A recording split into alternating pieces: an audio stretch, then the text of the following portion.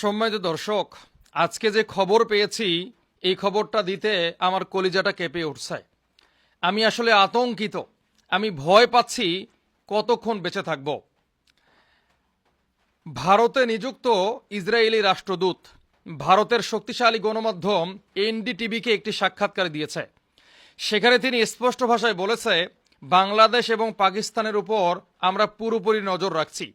আমাদের সন্দেহ ফিলিস্তিনি যোদ্ধা হামাসের সঙ্গে বাংলাদেশ এবং পাকিস্তানের সম্পর্ক আছে। ইসরায়েলি গোয়েন্দা সংস্থা মোসাদ যদি বাংলাদেশের উপর নজর রাখে, আমাদের অবস্থা বেশি একটা ভালো হবে না। ইসরায়েলি গোয়েন্দা সংস্থা মোসাদ এতটাই দুর্ধর্ষ, পৃথিবীর যে কোনো প্রান্তে যে কোনো জায়গায় তারা তাদের প্রভাবকে বিস্তার করতে পারে। আমাদের দেশের সামরিক শক্তি কম, আমাদের গোয়েন্দা প্রধানেরা একেবারে দুর্বল।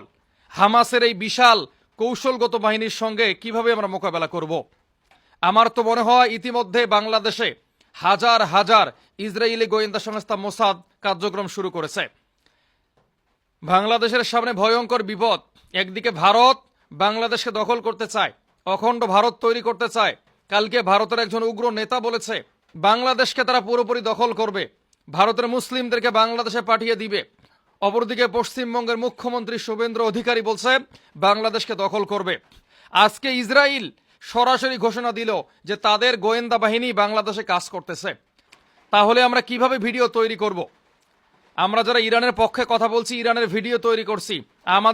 আমাদের সামনে ভয়ঙ্কর বিপদ।